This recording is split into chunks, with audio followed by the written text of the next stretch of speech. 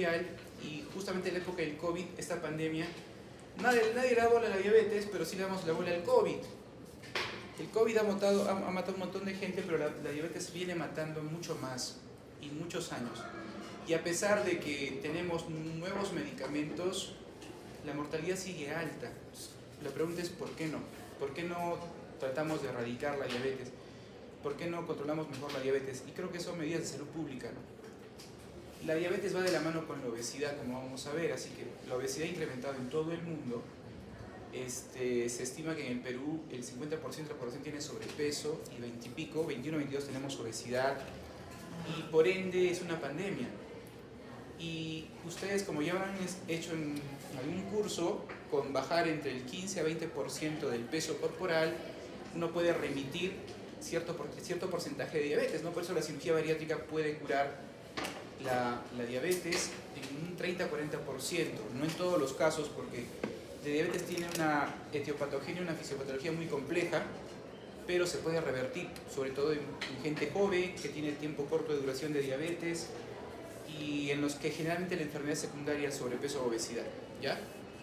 Entonces, de tal manera que diabetes puede ser una enfermedad que se puede prevenir y se puede curar en cierto porcentaje.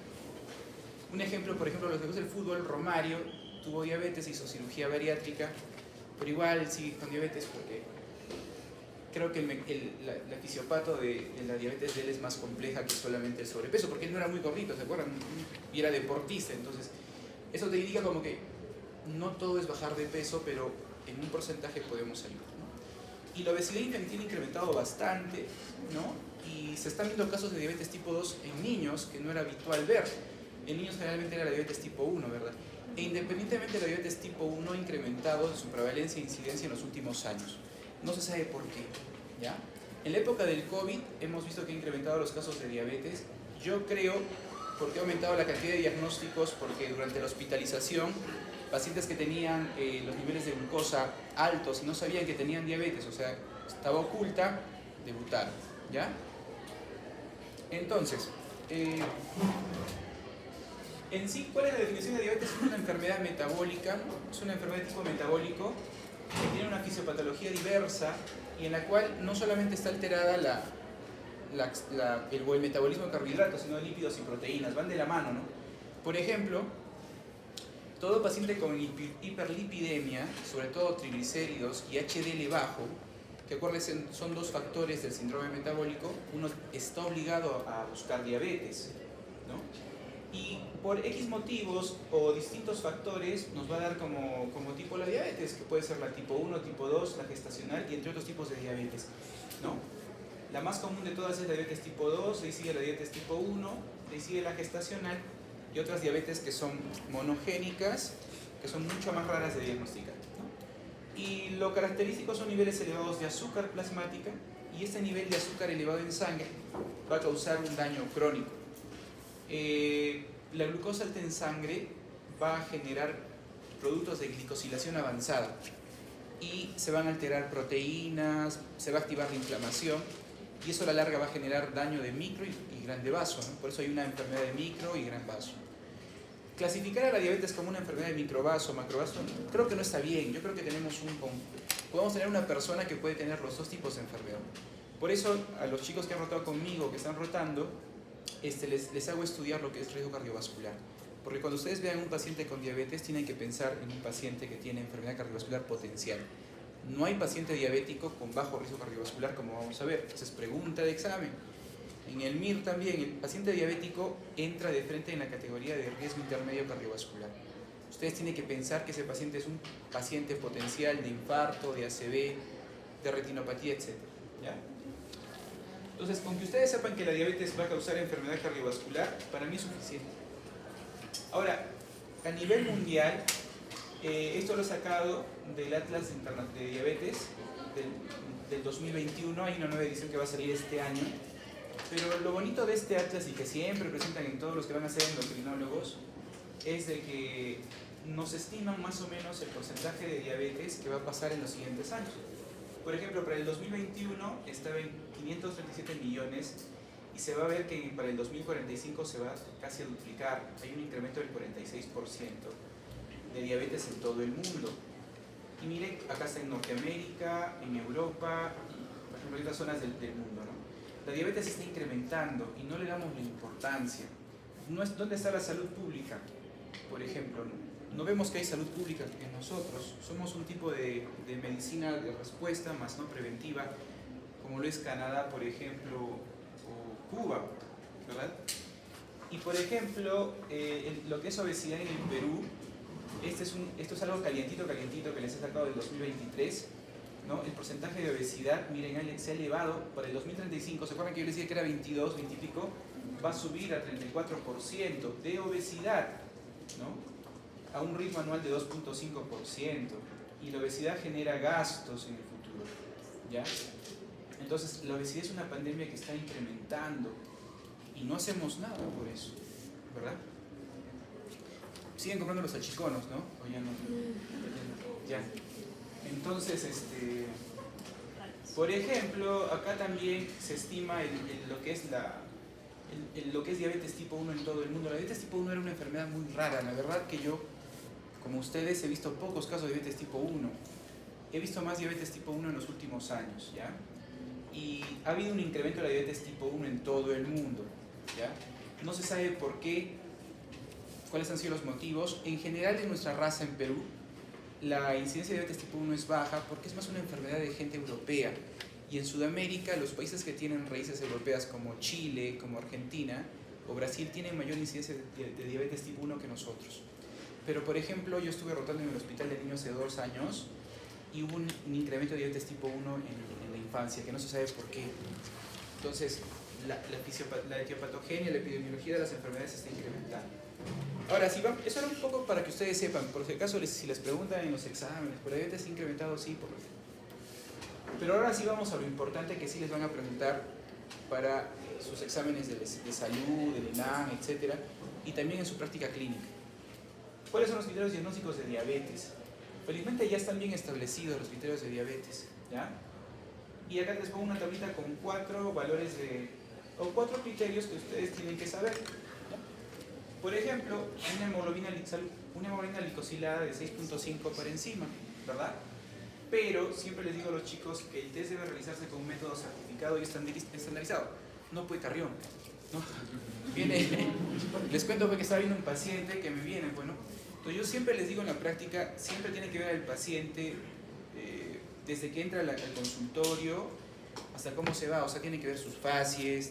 Por ejemplo, a ver, paciente que tiene edema bipalpebral y pérdida del tercio externo de ambas cejas. ¿Ah? De las cejitas. No se hizo piercing tampoco. Ya. ¿Qué es? No sabe. No sabe. Hipotiroidismo. ¿Quién dijo hipo? Muy bien. Hay que descartar hipotiroidismo, ¿ya? Entonces, facies abotagada, edema bipalpebral. Otra causa de edema bipalpebral. Vamos. Edema bipalpebral, otra causa. Cushing puede ser. Otra. Síndrome nefrótico. Otra. Eritema en heliotropo. Entonces, tienen que ver. A veces, la otra vez estaba, no sé con qué grupo vimos un paciente. No, Chagas es unilateral. ¿Quién dijo Chagas? Están rotando conmigo todavía, ¿no? Ya fue. Entonces, pero Chagas sí podría ser. Entonces, lo que pasó fue de que estábamos en un estudio de perfusión miocárdica, ustedes ven en el hospital, y ingresó un paciente que le estaban haciendo un estudio de perfusión de corazón. Ingresó por un cuadro de dolor precordial con infarto. ¿Contigo estábamos, Chocho? Chocho, ¿estábamos contigo? No. Ya, y la cosa fue de que yo lo veo por el paciente y estábamos con el residente de cardio, que también es de la cardio. Le digo, y el rotante de anestesio, ¿no? Lo veo el pata y diastema, macrognatia. ¿Qué estarían pensando? Un paciente que tiene diastema, la facies grande o grotesca, acromegalia. ¿Y un acromególico tiene mayor riesgo cardiovascular? ¿Qué hace más en corazón? ¿Isquemia o falla cardíaca? Falla cardíaca, ¿no? Pero ¿puede tener mayor riesgo de diabetes la acromegalia? Sí, por la somatomedina, ¿no? Y no le habían pedido IGF-1 y se les pasó el diagnóstico de acromegalia. Entonces, en un hospital nivel 4, bueno, era nivel 3, ¿no? Entonces, hay cosas que se están perdiendo. Tienen que ser clínicos, ¿ya? Siempre tienen que ver a su paciente. De ahí, bueno, entonces una glucosa en ayunas por encima de 126 miligramos por decilitro, pero el concepto es que el ayuno sea de al menos 8 horas, ¿verdad? En lo que es la prueba de la hemoglobina glicosilada hay una prueba certificada internacional, pero lo malo de la glicada es que tiene muchos falsos positivos o negativos, porque depende del nivel de hemoglobina. Entonces, policitemia, anemia, hemocromatosis, etcétera, puede alterar los niveles de hemoglobina glicada. Entonces, si ustedes quieren hacer un diagnóstico de diabetes con hemoglobina glicada, tienen que pedir hemograma, ¿ya? Que no sea de Carrión. Después, la glucosa en ayunas. El hijo de Carrión era mi promo de la UA, ¿ya? El doctor El Choche, él es patólogo, está en Lima, en el norte está acá. Entonces acuérdense que el criterio para una glucosa en ayunas debe ser de 8 horas como mínimo, ¿verdad? O una glucosa a las 2 horas después de un test de tolerancia oral con 75 gramos de 200 a más, ¿verdad? Y finalmente cualquier glucosa aislada mayor o igual a 200, pero en pacientes con síntomas clásicos de hiperglicemia o crisis. Entonces, los síntomas clásicos son las 5 P's, ¿no? Que me enseñó ¿Han rotado con el doctor Farfán? ¿No está? ¿No? ¿Con Mario Bros no rotado? Sí. Ya. Entonces, ¿cuáles eran las 5 P's? A ver, ¿qué me dice las 5 P's? Turrito también. Ya.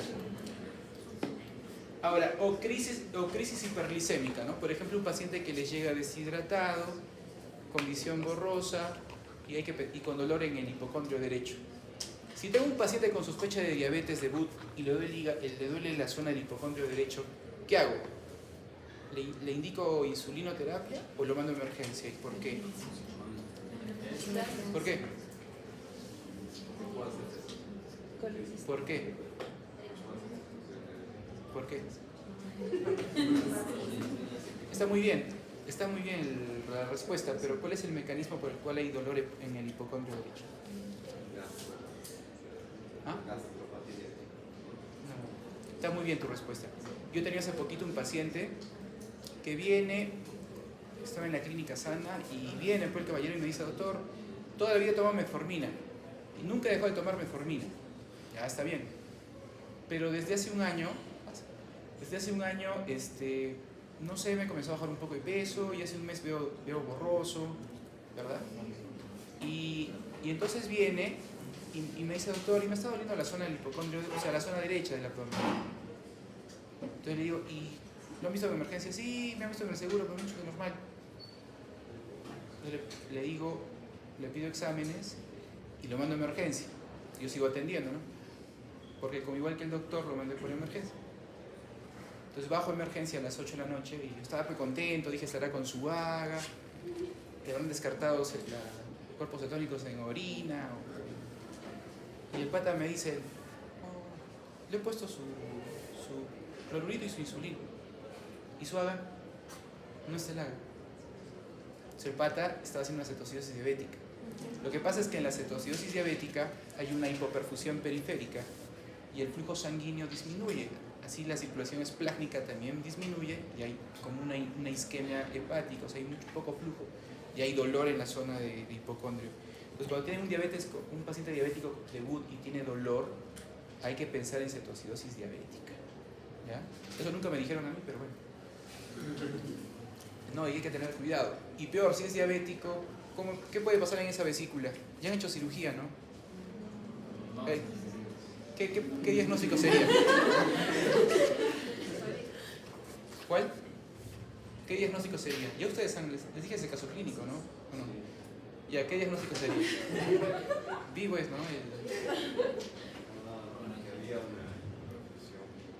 No, en pacientes diabéticos puede haber la colecicitis alitiásica. Es lo mismo.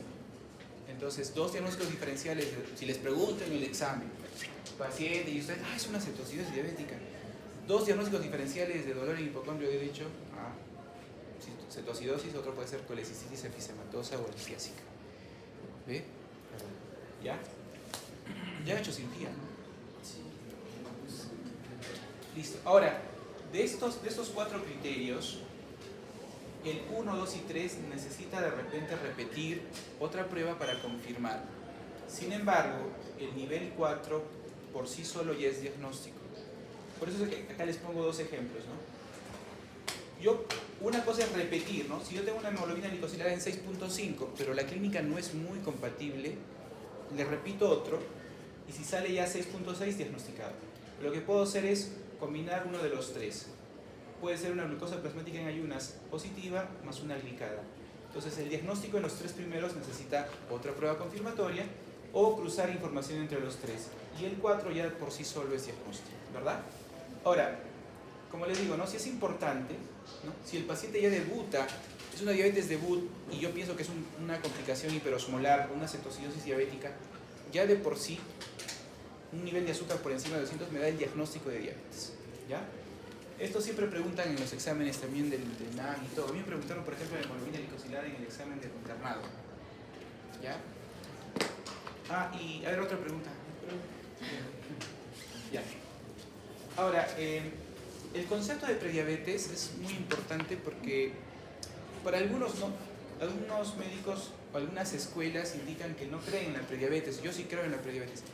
Lo que pasa es de que cuando viene un paciente que tiene diabetes, ustedes tienen que ya pensar de que la diabetes no es que es ahorita, ya tiene 10, 20 años de evolución. Para que un paciente llegue a diabetes debe tener historia de un periodo de prediabetes y antes de la prediabetes resistencia a la insulina, ¿verdad? El concepto de prediabetes es una glucosa entre 140 y 200, ¿verdad?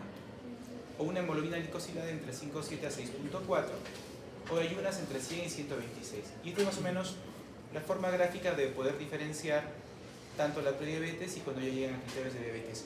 Lo que pasa es que la prediabetes es reversible, chicos, y si ustedes hacen diagnóstico de prediabetes pueden revertir. ¿No? Un paciente que baje de peso con prediabetes puede dejar de ser prediabético, ¿ya? Lo que pasa es que cuando un paciente llega a ser diabético, ya el 50% del páncreas en teoría no funciona. Y ese páncreas, de repente el daño es irreversible. ¿Ya? ¿Listo? Muy bien. Ahora, la pregunta entonces sería si yo puedo hacer un cribado de diabetes mellitus. O sea, si yo puedo hacer prevención o puedo hacer diagnóstico precoz. Claro que sí, ¿no?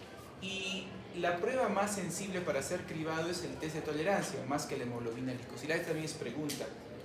El test de tolerancia es más sensible. Y una pregunta que también les van a hacer. Tienen que leer un poquito de estadística para su examen del seguro, ¿ya? La prueba de tolerancia es más sensible. Para pruebas de cribado, ¿es mejor que las pruebas sean más sensibles o específicas? ¿Específicas?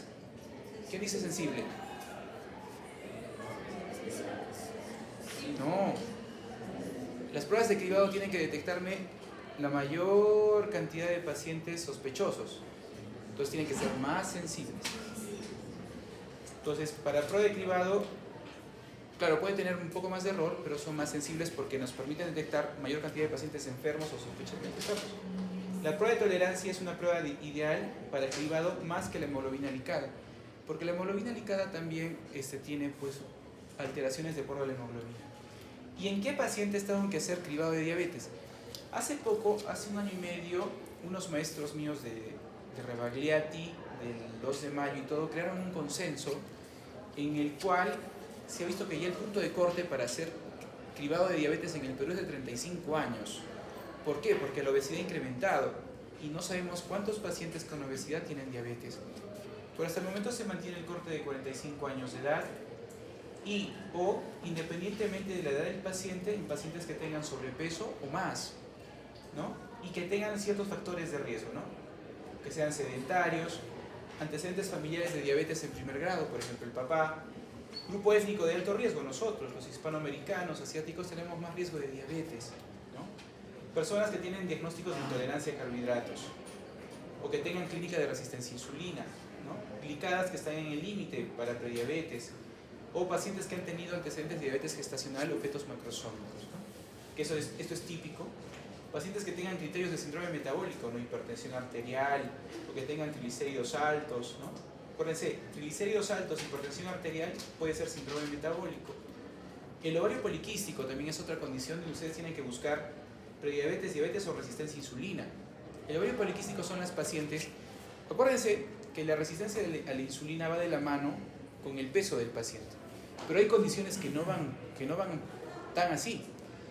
Hay pacientes que tienen ovario poliquístico que son delgaditas y tienen la insulina muy alta. Entonces el ovario poliquístico y otra situación es la adolescencia. En la adolescencia, de manera fisiológica, hay resistencia a la insulina. En todas las pacientes que tengan ovario poliquístico, ustedes tienen que buscar si tiene riesgo de diabetes o no, ¿ya? Y condiciones clínicas asociadas a todo lo que es resistencia a insulina, ¿no? Acantosis, obesidad central o enfermedad vascular. En estos casos, una bonita tesis sería, por ejemplo, hacer cuáles han sido los principales factores de riesgo como cribado para diabetes en Arequipa. ¿Qué es lo que ustedes han encontrado más? ¿No? ¿Qué es lo que predomina como factores de riesgo para hacer diabetes o prediabetes? ¿Y cuál es la edad de debut de diabetes en Arequipa? No tenemos casística propia, ¿ya? Sería un buen trabajito de investigación. Pero la idea de esto es que la prueba de tolerancia es más sensible, que es ideal para ser cribado más que la glicada, ¿verdad? Y qué condiciones pueden favorecer el riesgo de diabetes y cada cuánto habría que hacer el cribado, de manera anual o cada 3 años. Ahora, esta tablita también es importante, los tipos de diabetes que tenemos. Es muy yuca, pero con que usted, o sea, ¿qué es lo que tenemos que saber ahora? Porque muchos de ustedes se van a ir al extranjero a hacer el MIR. ¿Cuántos se quieren ir a España? ¿No? ¿No? ¿Nada? Ya. Entonces, yo me acuerdo cuando, siempre les cuento que tuve un francés vino a rotar al hospital. Sí, fue un francés. Le pusimos de chapa, no sé, el doctor Cocodrilo, porque estaba mutadito, ¿ya? Entonces parecía el de Spider-Man, el lagarto, así, ¿ya? Entonces el pata, veíamos qué tal nivel tiene, pues, ¿no? Entonces le preguntamos todo y me enseñó su examen de... Ellos están en un examen también en París, en Francia creo. Y era una enfermedad de Stuber-Weber, pero le ponían la imagen de resonancia, le ponían el cuadro clínico y exámenes de sangre. Entonces, ellos, por ejemplo, hacen semiología de imágenes. Ustedes no han hecho semiología de imágenes, no han hecho resonancia, nada de esas cosas, ¿no? ¿Poquito? Entonces, cuando roten conmigo me hacen acordar para explicarles un poquito de imágenes, ¿ya? Pero ¿cuál es la idea? Hay cosas que ustedes tienen que saber y cosas que no tienen que saber, ¿ya? Hay cosas que tenemos que saber como cultura, pero en la práctica clínica no son tan frecuentes. La diabetes puede clasificarse como diabetes tipo 1, tipo 2 y otros tipos de diabetes, y la diabetes gestacional. La tipo 1 puede ser A o B, A de autoinmunidad y B idiopática, ¿ya? Y la diabetes tipo 2, que es la secundaria obesidad, y las diabetes gestacional, que ya vamos a ver al final, y los otros tipos de diabetes. Los otros tipos de diabetes, ¿no? Pueden ser diabetes por defectos genéticos, tanto en la producción de la célula beta de insulina o defectos en la acción de la insulina, ¿verdad? O pueden ser diabetes por enfermedades pancreáticas exocrinas o asociadas a otras endocrinopatías o por fármacos, secundarias infecciones o diabetes inmunitarias que son poco raras. Yo les diré que he visto diabetes MODY, unos 2 casos hemos visto de MODY. La diabetes tipo MODY, para que se acuerden chicos, es un paciente que no les cumple criterios de diabetes tipo 1 ni tipo 2. Generalmente el diabetes tipo 2 es un paciente con obesidad o sobrepeso, de larga duración, que tiene acantosis nigricans y que responde generalmente a antidiabéticos orales. No necesitamos insulina para tratarlo. Con que baje de peso mejora. Y el diabético tipo 1 es un paciente generalmente delgado, con poca masa muscular, porque generalmente les debuta con una situación aguda y que necesitamos insulina para tratarlo, que no responde a antidiabéticos. El MODY es un intermedio, es un paciente que no es gordito ni muy flaquito, ¿ya? Pero no responde muy bien a insulina, pero sí responde a algunos tipos de antidiabéticos. Y acá tenemos la MODY, la más frecuente es la MODY 2, por la deficiencia de la glucoquinasa. Tenemos la MODY 1, la MODY 3, otras formas de MODY, que son deficiencias del factor hepático nuclear, ¿no? La diabetes neonatal transitoria, que está en el cromosoma 6, brazo largo, la neonatal permanente y la ligada a ADN mitocondrial, o sea que es de herencia de tipo materna, ¿verdad? Cuando esas enfermedades mitocondriales son de herencia materna. Yo creo que dentro de todas estas, MODY van a ver de repente en algún momento de su vida. Y son pacientes que a veces responden a sulfonilurias, ¿ya? La diabetes que está ligada a problemas genéticos, por ejemplo, por problemas en acción de insulina, son mucho más raras de ver, ¿no? Vamos a explicarles un poquito de cada una de estas. Las diabetes por problemas de páncreas exocrino, por ejemplo, enfermedad de cirugía de Whipple por cáncer de páncreas, pancreatitis crónica, trauma pancreático o enfermedades infiltrativas del páncreas, por ejemplo, hemocromatosis o enfermedades como la fibrosis quística, son enfermedades que pueden generar diabetes por deficiencia del páncreas exocrino.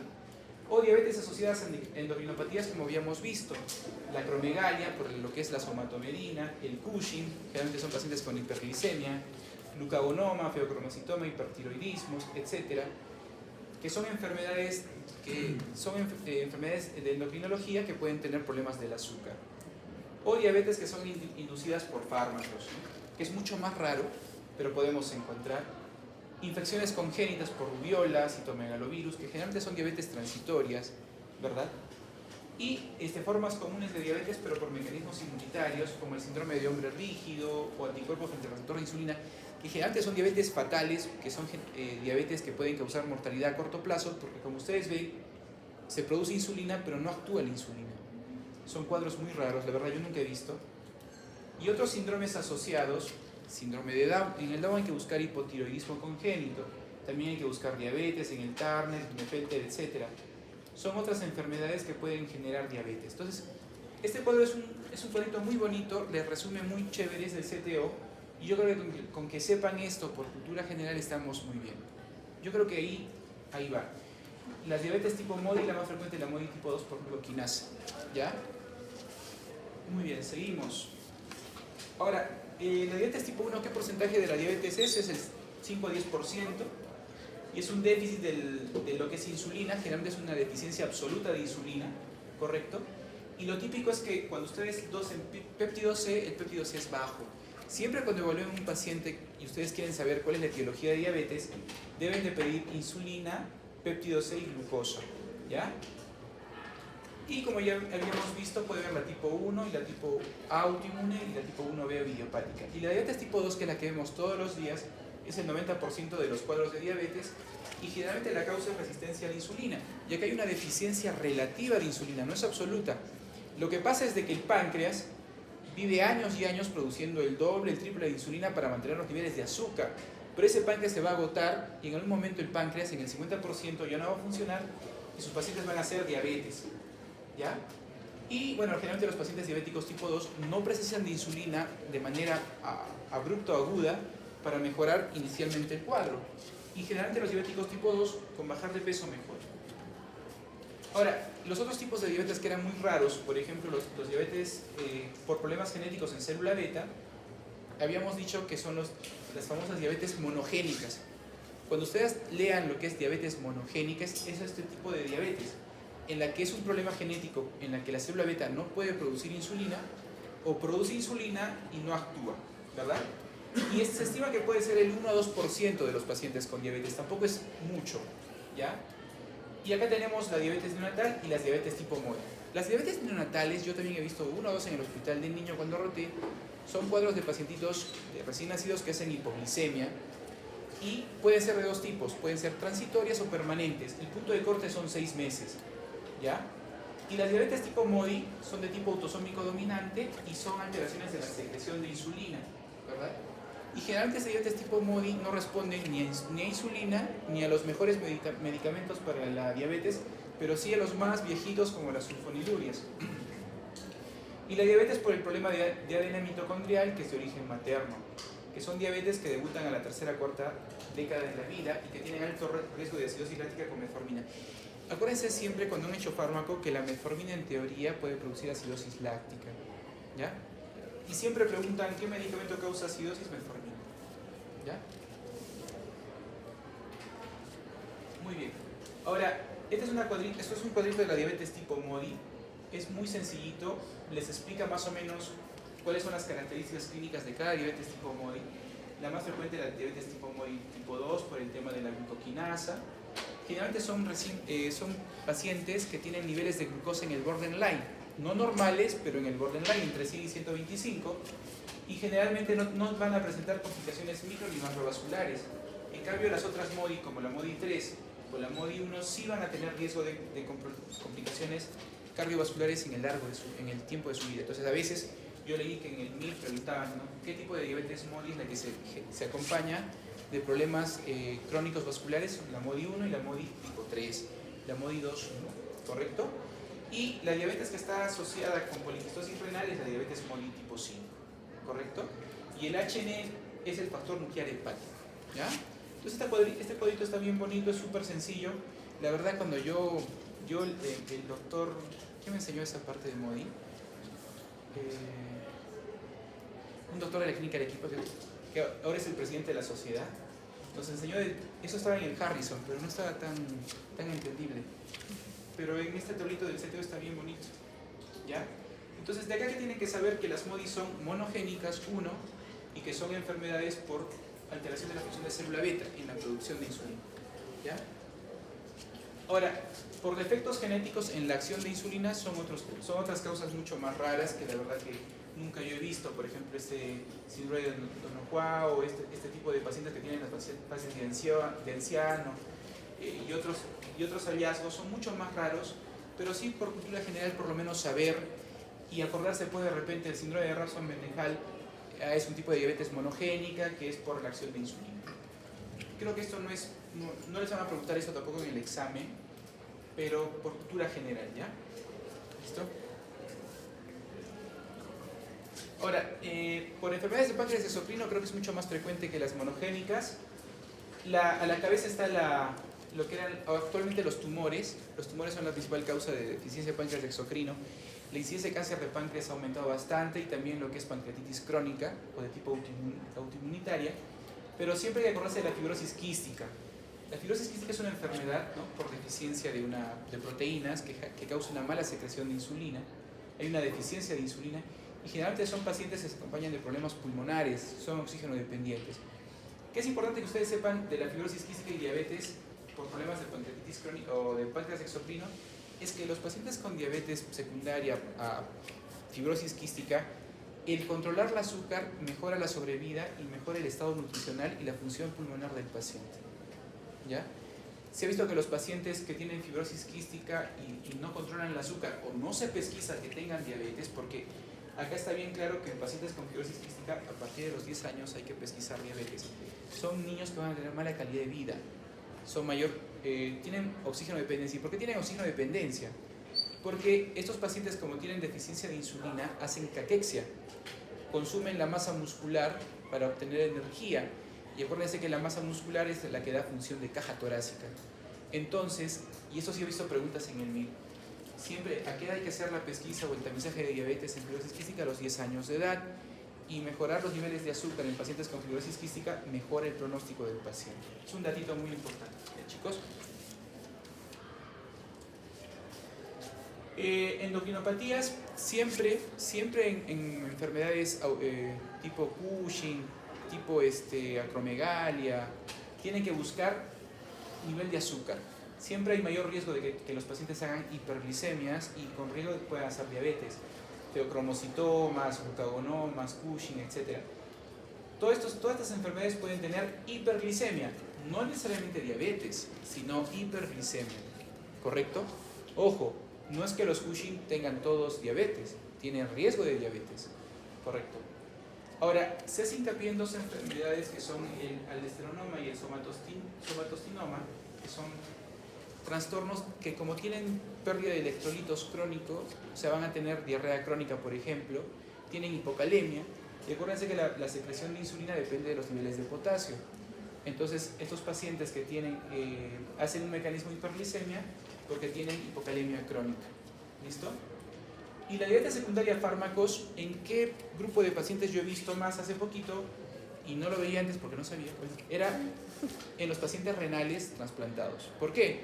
Porque en los pacientes renales trasplantados usamos corticoides, usamos el tacrolimus. Hay muchos pacientes trasplantados renal, inclusive hay un concepto de diabetes post-trasplante. Ese que no les he puesto ahí, pero el concepto de diabetes post-trasplante son pacientes que hacen hiperglicemia posterior al trasplante, y una de las hipótesis es por estos medicamentos inmunomoduladores. El tacrolimus produce hiperglicemia muy fuerte y a veces los pacientes hacen daño del trasplante porque no controla bien el azúcar. Entonces, ciclosporina, tacrolimus, inhibidores de proteasa en pacientes con VIH, clozapina, pentamidina, el diazóxido también, son medicamentos que pueden producir hiperglicemia. Inclusive nosotros usamos el diazóxido para tratar hipoglicemias. ¿Con qué grupo vimos el síndrome de Dosh-Potter? No le estaban dando diazóxido, ¿no? Los que rotaron conmigo vimos un síndrome de Dosh-Potter. ¿Ya les hice leer, no?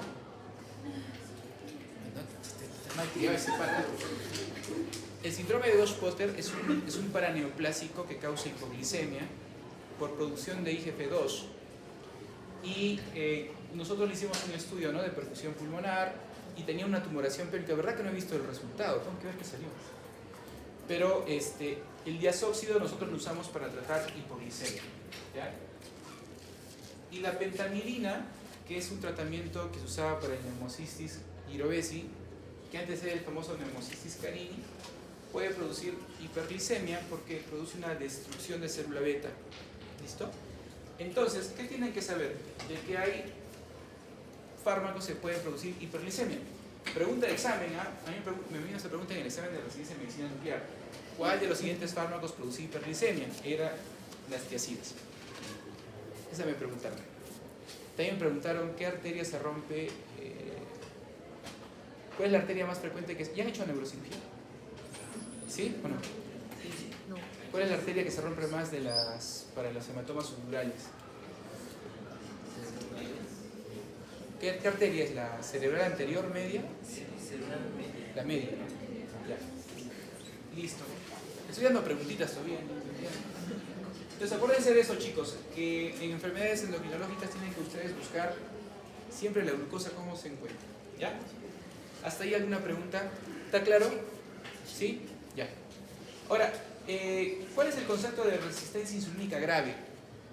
Mira, esto ni siquiera lo he leído en el Williams de endocrino, pero me pareció un concepto muy importante porque el concepto de resistencia insulínica grave es cuando nosotros necesitamos mayores cantidades de insulina para el control metabólico. Les voy a dejar las diapositivas, no noten. Ahí ya. Entonces, ¿cuál es el concepto de resistencia a la insulina grave? Cuando ustedes tienen que usar más de 200 unidades de insulina por día o más de 1.5 unidades por kilogramo de peso día de insulina. ¿Y cuáles son las situaciones que van a producir un síndrome de resistencia insulínica grave? La obesidad mórbida, porque el paciente obeso tiene resistencia a la insulina. Y por eso es de que actualmente nosotros nos da mucho miedo tratar pacientes con obesidad mórbida o severa con insulina. Porque ¿qué hace la insulina con el peso? ¿Baja de peso o aumenta? Aumenta de peso, chicos. Acuérdense, aumenten de peso. Entonces, es un círculo vicioso porque usamos 30 de insulina por día.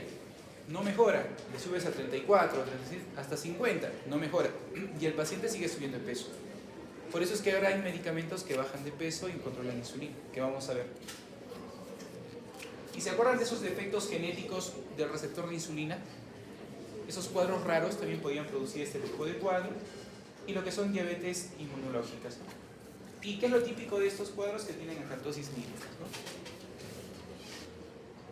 Esta es una acantosis nírica axilar. Y ahora vamos a la patogenia de la diabetes tipo 1. Esto es muy importante. La concordancia en gemelos monocigotos es del 30 a 70%. ¿Qué diabetes es más heredable? ¿La tipo 1 o la tipo 2? ¿Quién dice 1? Levante la mano. ¿Quién dice 2? Pues tú sabes, estás en toda, güey. La diabetes tipo 2 es más heredable, es más poligénica. Yo pensé que era la 1. La diabetes tipo 2 es más heredable, chicos. porque se han hecho estudios que es más probable que un papá o mamá que tiene diabetes, sus hijitos lo tengan. En la tipo 1 no es tanto así, ¿ya? Por eso les he puesto este concepto de que la concordancia entre monocigotos es del 30 a 70% y en la diabetes tipo 2 es hasta el 90%, ¿verdad? En la fisiopato de la tipo 1 acuérdense del cromosoma 6 del locus del complejo HLA de histocompatibilidad, ¿ya? Factores ambientales de diabetes tipo 1 se han estudiado algunos, pero no hay una relación causal definida, así que si les ponen el factor ambiental es determinante para que haya diabetes tipo 1, no. Pero sí la inmunidad, y hay inmunidad de tipo humoral y celular, y al final que van a producir una insulinitis, o sea, una inflamación del páncreas, mediada por anticuerpos. Y estos anticuerpos sí tienen que saberlos de memoria, porque cuando ustedes quieran diferenciar o corroborar el diagnóstico de diabetes tipo 1, tenemos que pedir estos anticuerpos, ¿no? Los anticuerpos contra insulina o proinsulina, los anti-GAD, los anti-GIA2 o los de aquí, ¿no? Si ustedes piden estos anticuerpos y tienen sospecha clínica de diabetes tipo 1, es una diabetes tipo 1. ¿Por qué es importante saberlos, chicos? Porque se acuerdan que les comenté que habían cuadros que era difícil diferenciar si era una tipo 2 o tipo 1, las famosas MODY o las borderline o las LADA. La diabetes tipo LADA es la diabetes autoinmune de presentación tardía, en la edad adulta. En estos casos, con solamente pedir estos anticuerpos, ya ustedes a secas es una diabetes tipo 1, ¿ya? Ahora, en mi época no había, pero yo ahora que estaba en el doctorado, el doctor Bernabé les ha enseñado, ¿no? Sí. Ya. Entonces, nosotros hemos hecho, mi tesis del doctorado ha sido un perfil genético de cáncer de tiroides. He encontrado mutaciones de cáncer de tiroides. Solo en 8 muestras, fue por la pandemia, pero algo se ha publicado. Pero hemos encontrado que el NGS, la PCR son técnicas para poder estudiar exoma. Y ahora todo es exoma. Con el futuro todo va a ser exoma. Entonces ya hay un panel genético para diabetes tipo 1. En Lima, por ejemplo, piden panel genético para diabetes tipo 1 y ya les sale. Panel genético para MODY. Sí, en el futuro va a ser todo va a ser estudio genético. Pero la idea es de que el 95% de diabéticos tipo 1 tiene positividad para estos anticuerpos. Entonces, para poder corroborar o diferenciar, ¿no? Si ustedes quieren diferenciar una diabetes tipo MODY de una tipo 1, anticuerpos. Así de sencillo. Nada de que la clínica manda, ¿no? Es anticuerpos. En cambio, la tipo 2, ¿no? Hay factores genéticos, pero de tipo poligénico, ¿no? La 1 y la 2 son poligénicas. La MODY es monogénica. Las raras son monogénicas, ¿verdad?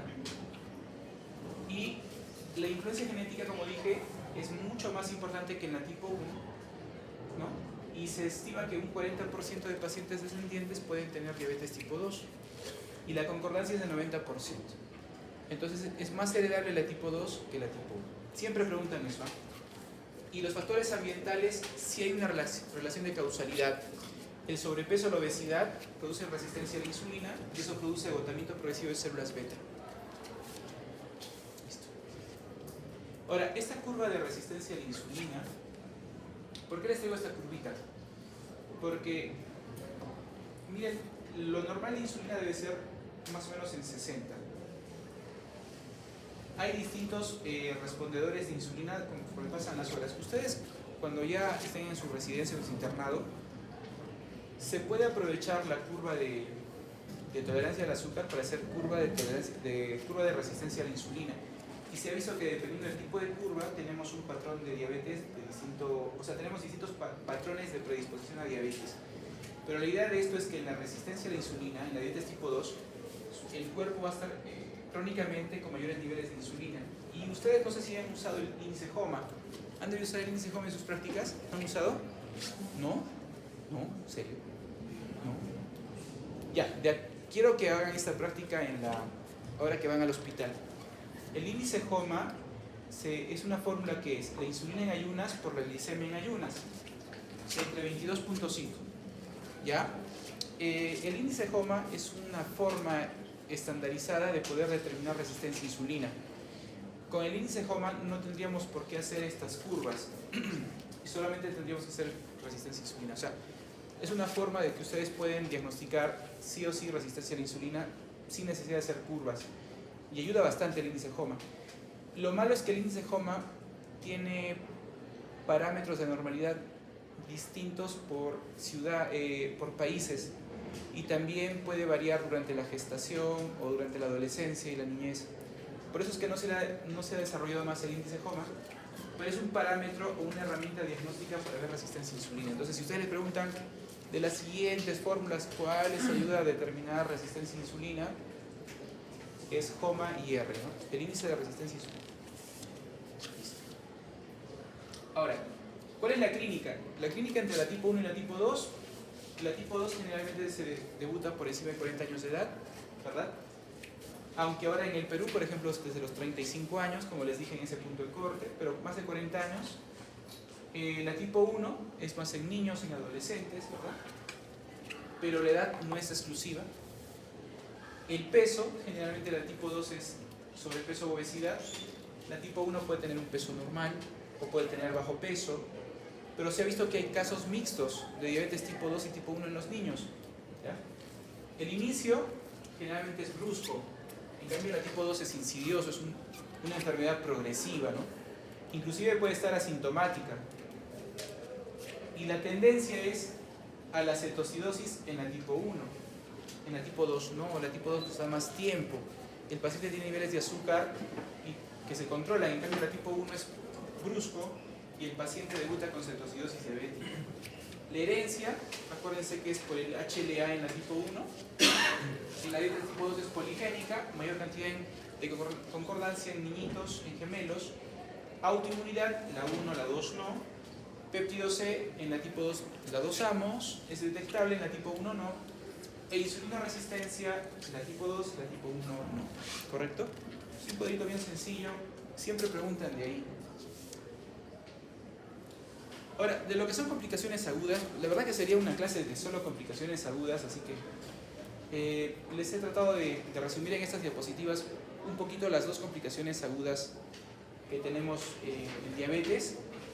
Una es la cetocidosis diabética y el otro es el famoso estado hiperosmolar, ¿verdad?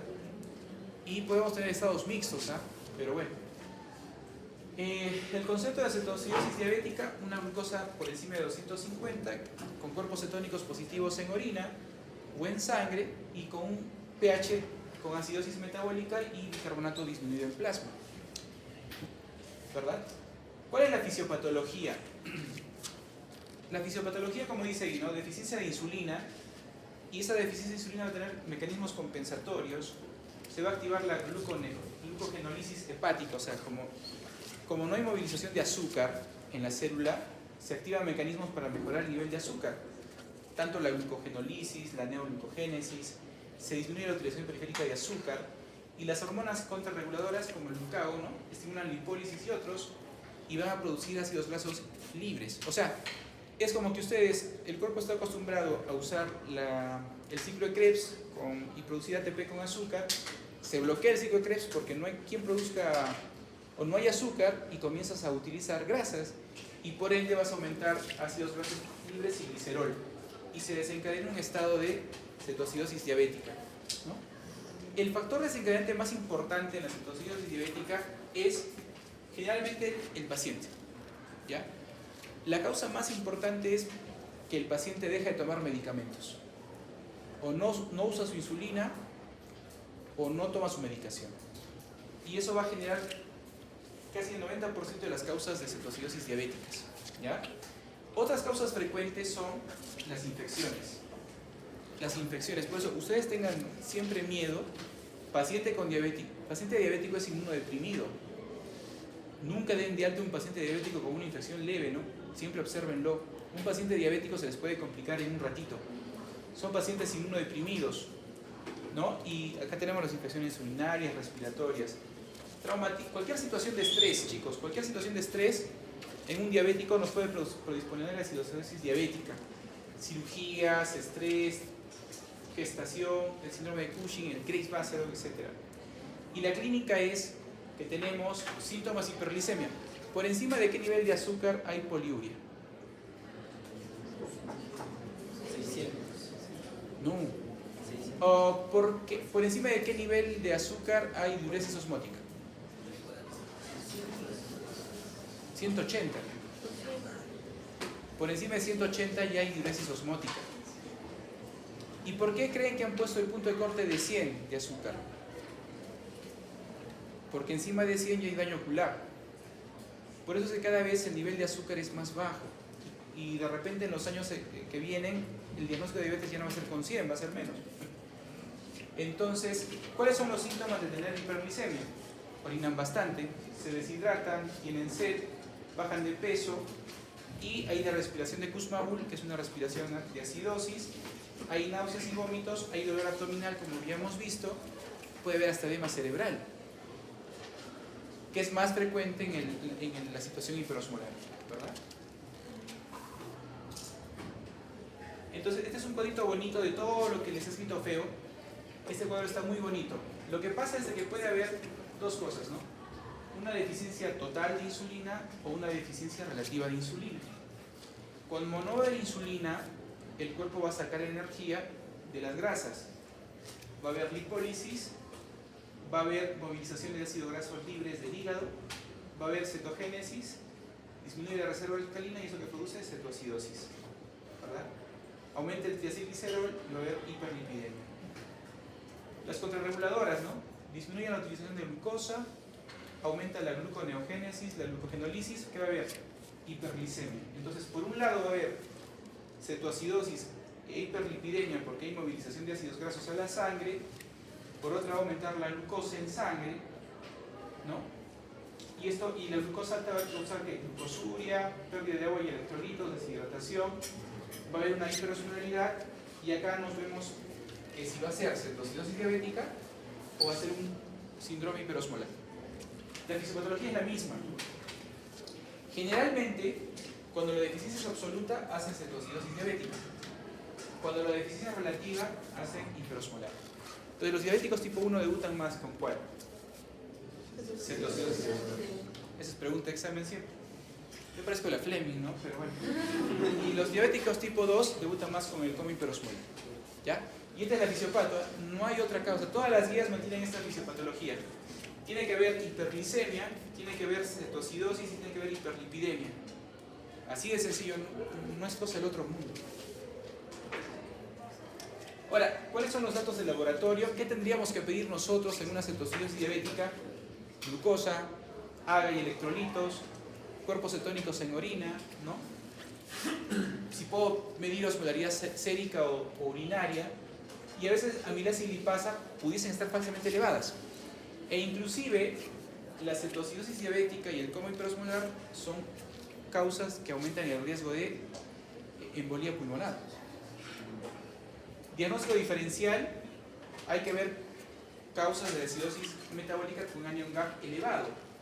Por ejemplo, la alcohólica, la urémica o renal, intoxicaciones por metanol, alcohol, salicilatos. Entonces, cuando han hecho nefrología, es muy bonito que ustedes... ¿Qué deben hacer ustedes? ¿No? Porque se les pueden preguntar eso. Se buscan y... ¿Qué les causa acidosis metabólica con anion GAP alto o anion GAP normal? Y eso siempre pregunta y les va a ayudar siempre en sus casos clínicos, ¿no? Acuérdense que anion GAP alto puede ser cetoacidosis diabética, enfermedad renal descompensada, intoxicación por alcohol. Muy bien. Ahora, en cuanto al tratamiento, de las dos, ¿cuál tiene mayor mortalidad? El síndrome hiperosmolar. ¿Por qué? Porque causa...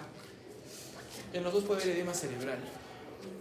Y por eso es que la corrección tiene que ser lenta, porque si corregimos rápidamente, hacemos un edema cerebral y el paciente se puede hasta enclavar. El tratamiento va a depender del caso, ¿no? Como la cetoacidosis diabética es generalmente una deficiencia de insulina brutal, hay que usar insulina.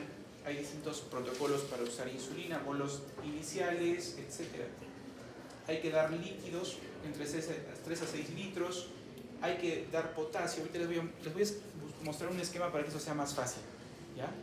Y hay que dar bicarbonato solamente hay que dar bicarbonato si el pH es menos de 6,9 o tiene menos de 5. Antes nosotros usábamos bicarbonato con menos de 15, me acuerdo, pero ahora ya no, hay que usar bicarbonato recién al final, ¿ya? y en las hipercalemias, pero con compromiso vital, falla cardíaca o depresión respiratoria. No hay que usar mucho bicarbonato, nos podemos ir al otro lado. ¿Ya? Pero con que sepan que el coma hiperosmolar puede matar más que la cetosis diabética, hasta ahí este concepto es muy importante. Ahora, su primo hermano, que es el coma hiperosmolar, por definición, ya no nos vamos más al pH, nos vamos más a la osmolaridad sérica, ¿no? Por ejemplo, tiene que ser más de 320 milimol por kilo, el pH generalmente es más de 7.3 y el bicarbonato es más de 18. La fisiopato es una acción insuficiente de insulina, generalmente en los diabéticos tipo 2, ¿verdad? Y los factores desencadenantes son generalmente pacientes de edad avanzada, ¿no? o que no sabían que tenían diabetes mellitus, ¿verdad? Y igual que la cetoacidosis diabética también es por incumplimiento de medicamentos, no tanto por infección, es por incumplimiento del tratamiento. ¿Ya? Listo. La clínica es más de tipo neurológica, hay un cuadro de deshidratación profunda, diuresis osmótica y generalmente el nivel de conciencia es el que manda.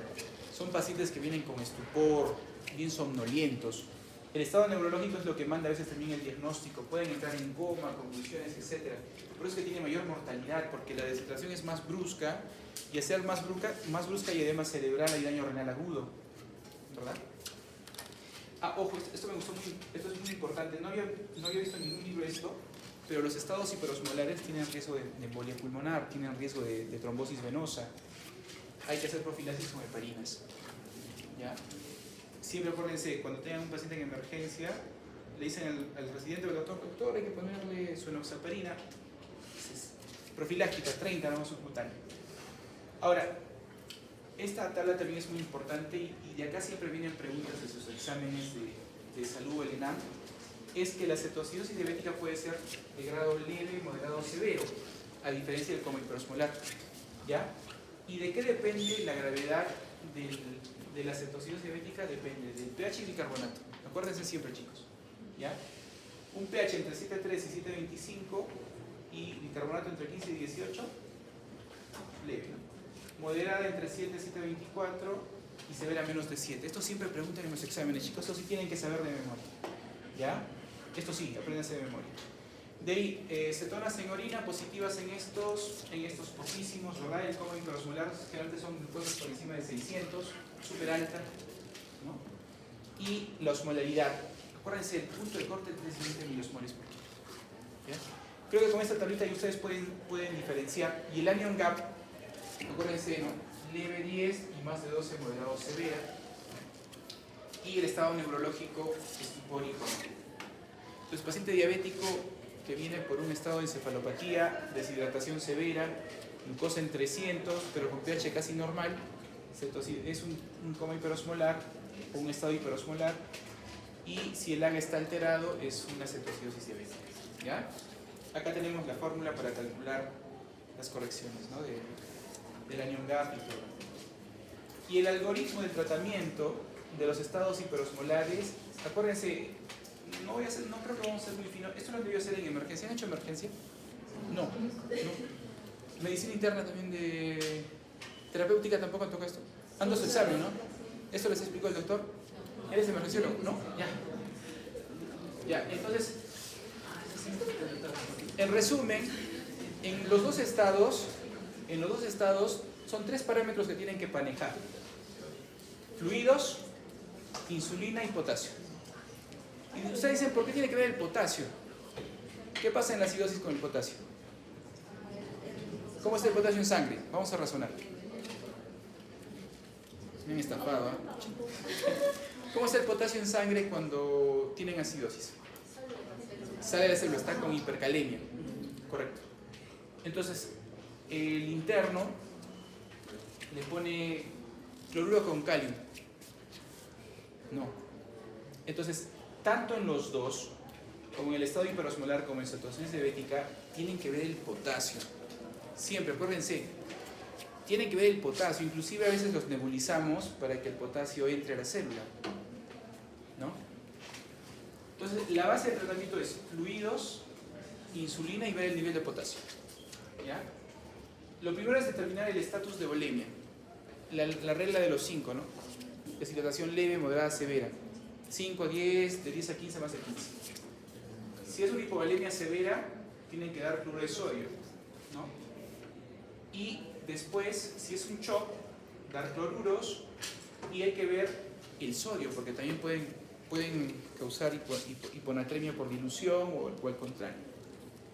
¿Ya? Si el sodio está normal, primero lo que ven es el tipo de deshidratación, después ven el sodio. Si el sodio está alto, usamos una solución al medio. Si el sodio está normal, puede ser al medio o normal. Si el sodio está bajo, continúan con cloruro de sodio normal. Tampoco es que le den más sodio, ¿ya?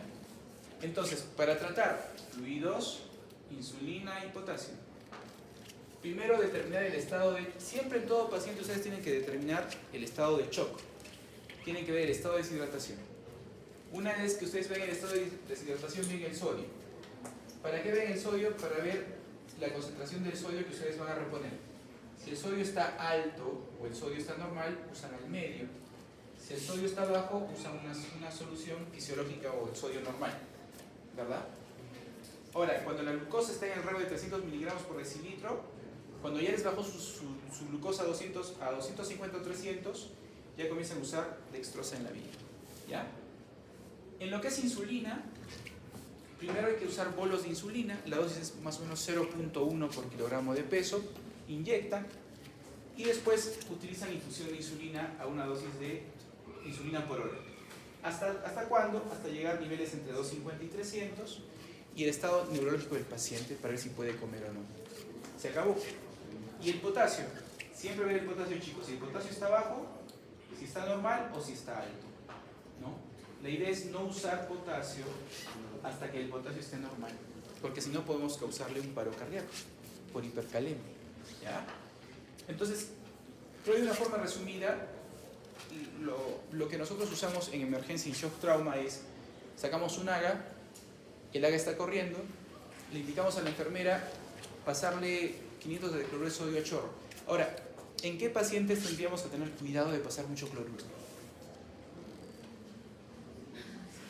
No hay excepciones, tu compadre. ¿Ver? Viejitos puede ser. Cardiópatas también. Entonces, renales. Entonces, los pacientes nunca se emocionen. Si el paciente está en shock, pásenle el cloruro que quieran, pero siempre vean si tiene antecedente de falla cardíaca, o es renal, o es muy viejito, porque lo podemos encharcar y le hacemos un edema agudo de pulmón. ¿Ya? Pero sacan su AGA, mandan que lo vayan hidratando, y en el AGA van a ver si es una cetoacidosis, un coma hiperosmolar, ven los niveles de potasio, ven el sodio, inmediatamente arrancan, ponen la dosis de bolo de insulina y dilabón y se acabó. ¿Ya? Cada tema es una clase, por eso es que he tratado, no lo iba a tocar, pero este cuadrito sí les aclara mucho, ¿no?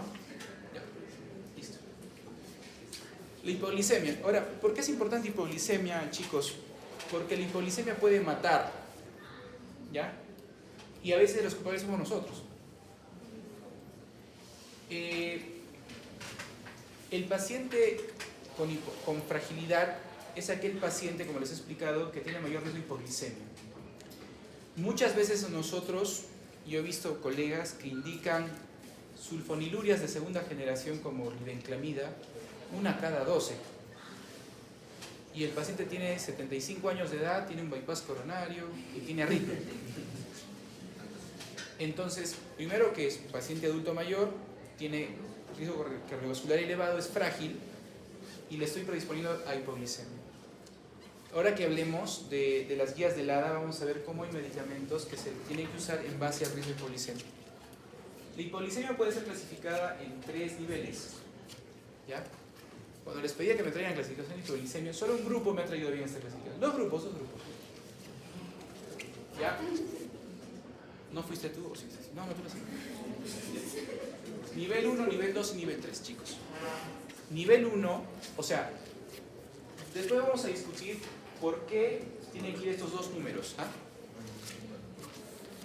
Acuérdense 70, 54. Acuérdense esos números, 70 y 54. Yo como me acordaba, Copa del Mundo, México 70. 54 ya por ahí. Nivel 1, cuando el azúcar está de 70 para abajo, ¿no? ¿Correcto? Nivel 2, cuando el azúcar está por debajo de 54. Y nivel 3, no necesitas ningún tipo de valor, pero lo típico es que el paciente tiene un compromiso neurológico en el cual el paciente no es capaz de poder corregir la hipoglicemia por sí solo. Entonces, esta es la clasificación más sencilla de hipoglicemia. Pero si ustedes se dan cuenta, tenemos que demostrar que hay hipoglicemia. Siempre cuando ustedes tengan sospecha de hipoglicemia, tienen que demostrar hipoglicemia. Si no, vamos a estar en dudas. ¿Ya? Muy bien. Listo. Ahora, en los grupos de práctica siempre les decía, ¿por qué hay ese número de 70? ¿Por qué ese número de 54? Esta es la cascada de hormonas contrarreguladoras. Lo que pasa es de que siempre el cuerpo humano es tan perfecto, a veces,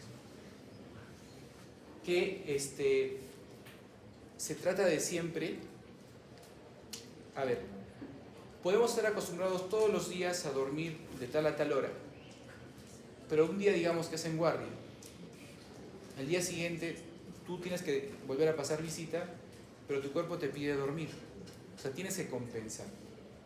En la hipoglicemia, para evitar la hipoglicemia se van a producir hormonas contrarreguladoras y se llama la cascada de hormonas contrarreguladoras, así de sencillo.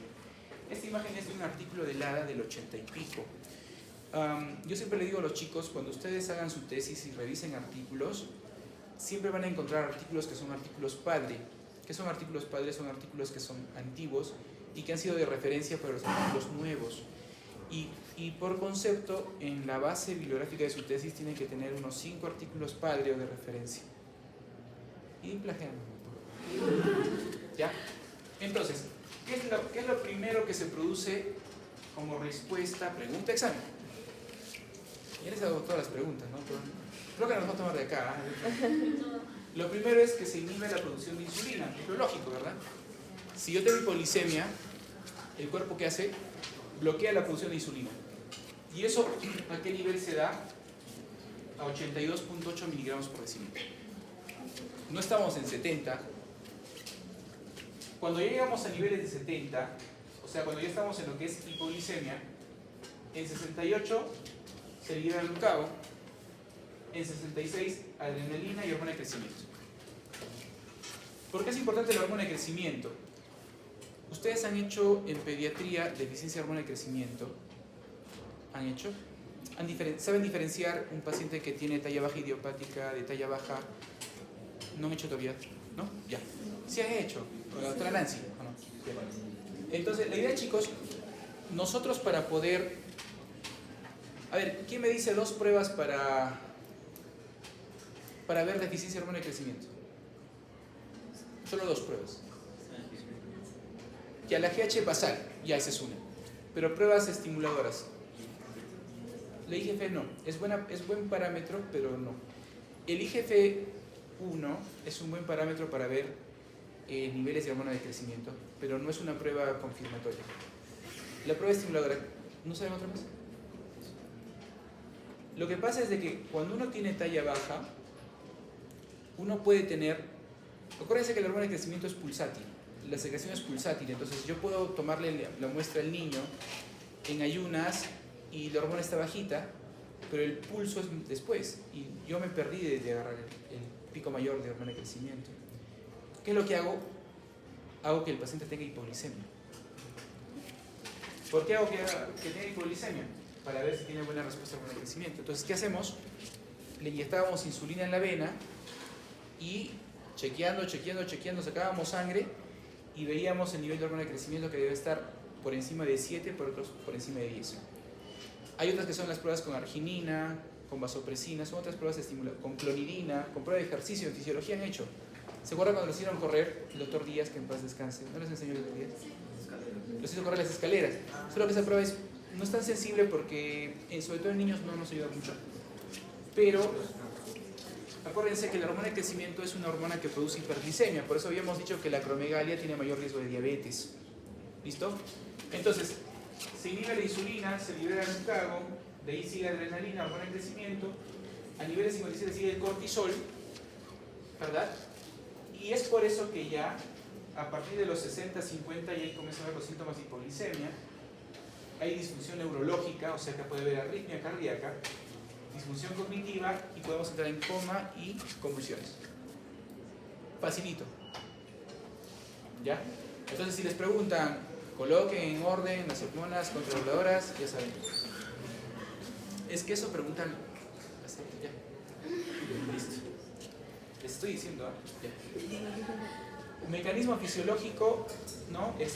Primero se disminuye la liberación de insulina, lo que ya hemos visto. Chicos, dos síntomas en hipoglicemia.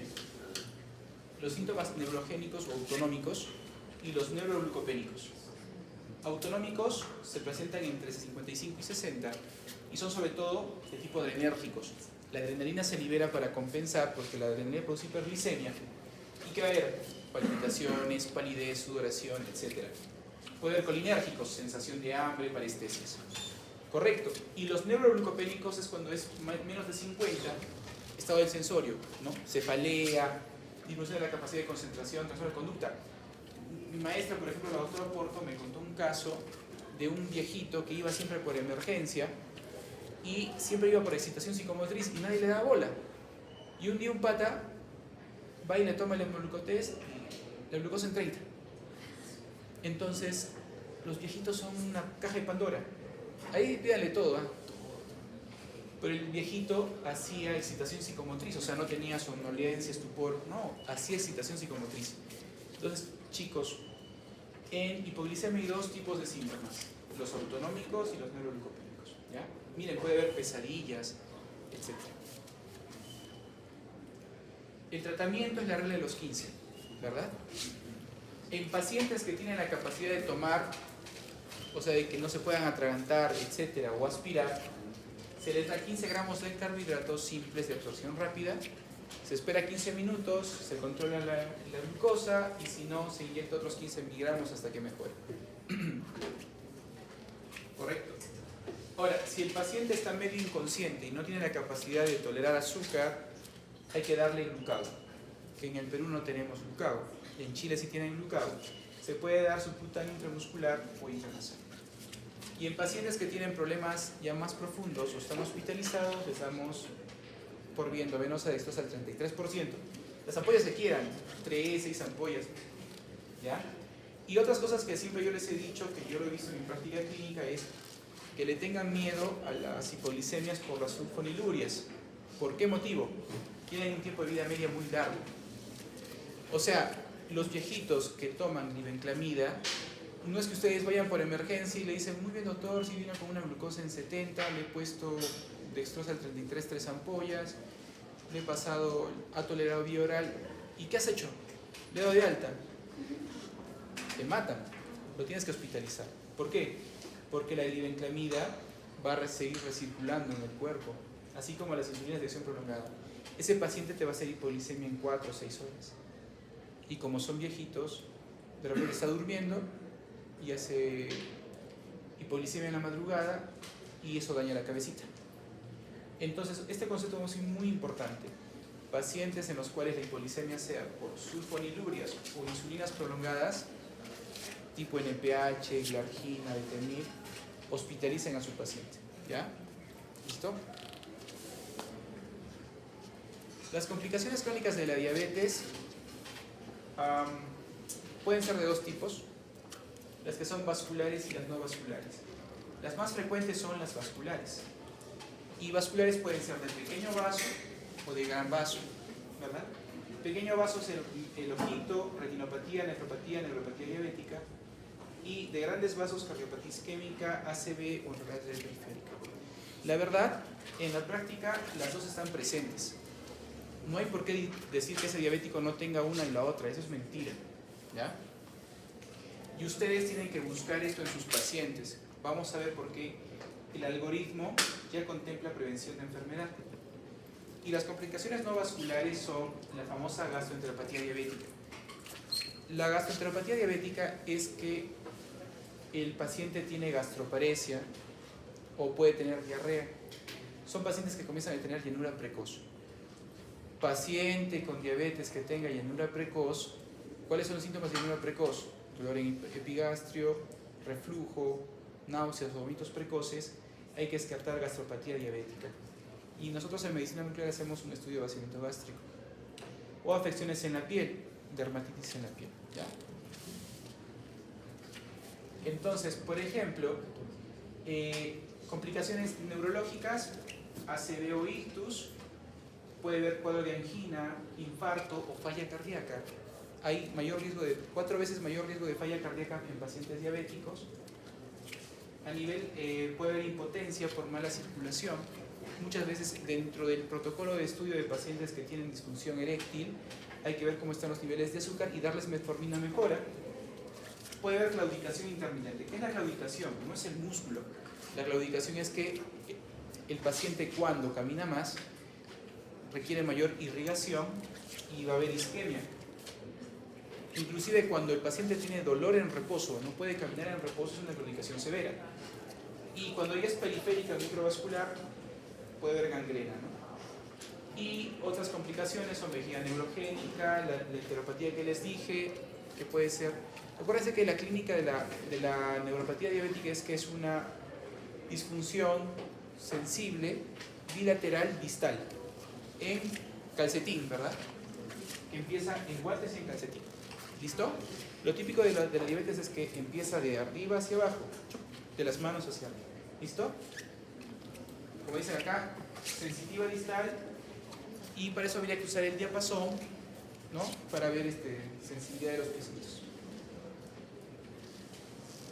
El pie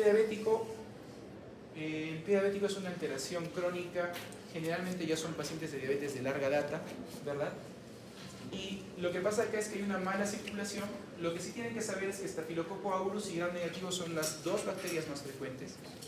Yo me acuerdo que en Rebagliati había un doctor, es una historia bien peculiar para que no se aburran. Él era el R menor y su R mayor era una doctora, bien lady, bien nice. Y lo agarraba el doctor y le decía, tú vas a curar mis piecitos. Entonces el doctor se acostumbró a curar los pies de la doctora. Y ahora él se encarga de la unidad de pie diabético. Es un tigre el doctor. Pero el manejo actual del pie diabético es agresivo. Tiene que ser debridación de tejido muerto. Lo que se tiene que hacer ahora, chicos, en pie diabético es, si hay infección, entrar, es como un síndrome compartimental. Entran, aperturan fascias, drenan y antibiótico. Y una vez que el paciente esté estable, bypass. Que no hacemos lamentablemente acá. En Arequipa no tenemos una escuela de cirugía cardiovascular buena. Ha habido maestros buenos, pero en Lima ya se hace bypass a todo paciente casi, bypass, y eso da gusto. Nosotros ahorita es amputación. Entonces yo les hablo esto porque de repente muchos de ustedes van a hacer cirujano cardiovascular y traten de cambiar esa realidad en nuestra región. Todavía no hay la conducta de bypass, ¿ya? Infecciones, la famosa otitis externa maligna por pseudomonas o la mucormicosis rinocerebral son más frecuentes en pacientes. O sea, lo que dijimos, ¿no? La colecitis enfisемatosa o pielonefritis enfisемatosa. ¿Listo? Y acuérdense, cuando tenemos triglicéridos altos hay que descartar diabetes. Siempre, chicos. Siempre. ¿Ya? Listo. Y acuérdense que triglicéridos por encima de 500, ¿qué producen en el páncreas? Pancreatitis metabólica. Las alteraciones dermatológicas, ¿no? Acá les he puesto dermatopatías diabéticas, un poquito de esto para que ustedes lean. La contractura de Dupuytren son pacientes que tienen contractura en las manitos, son ya problemas crónicos. Puede haber un poquito de esclerodermia, etc. Son, digamos, acuérdense que la diabetes descompensada tiene mayor riesgo, por eso el coma hiperosmolar tenía mayor riesgo de tromboembolia, porque hay alteración de la reacción plaquetaria en estados crónicos. Lo que es prevención de complicaciones, en general, ya lo que se sabe actualmente es de que para prevenir daño ocular, 2 puntos: azúcar y presión arterial. O sea, ¿qué les puedo contar de la experiencia? O sea, ahora que vamos a tocar lo que es tratamiento de diabetes, hubo dos puntos de corte en la historia. Los esquemas anteriores del ADA eran glucocéntricos, o sea, nos dedicábamos más a bajar azúcar y nada más. Entonces hubo dos estudios en los que se encontró que se incrementó la mortalidad. Pero doctor, tenía hemoglobinas glicosiladas de 6.3, 6.4, 5.8. ¿Por qué morían más? Porque hacían hipoglicemia.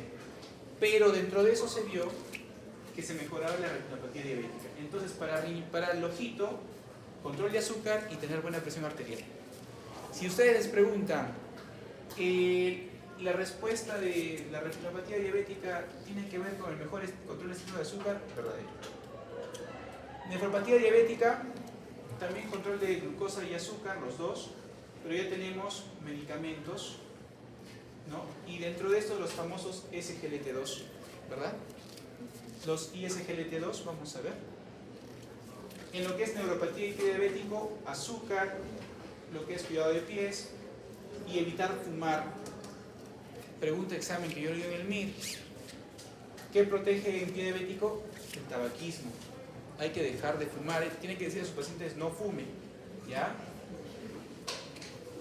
Y en todo lo que sea vasos, evitar fumar.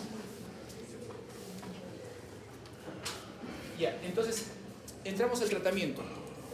El principal algoritmo, el primer pilar del tratamiento de diabetes, ¿cuál es? ¿Ah? Cambios en los estilos de vida, correcto. No es medicamentos, es dieta y ejercicio. La dieta. Acá les doy un poco de cómo deben hacer la dieta. Por ejemplo, tenemos la dieta mediterránea, que ha demostrado mejorar el riesgo cardiovascular en pacientes infartados o pacientes con enfermedad cardiovascular. La cantidad de fibra por día debe ser de 14 gramos por cada 1000 kilocalorías. En general, la dieta es muy importante, ¿ya? Y estilos de vida, ejercicios. ¿Cuánto recomienda la OMS de ejercicio? 150 minutos por semana. Muy bien. Y tienen que hacer dos tipos de ejercicio. Puede ser ejercicios aeróbicos o de resistencia. Los dos. ¿Ya?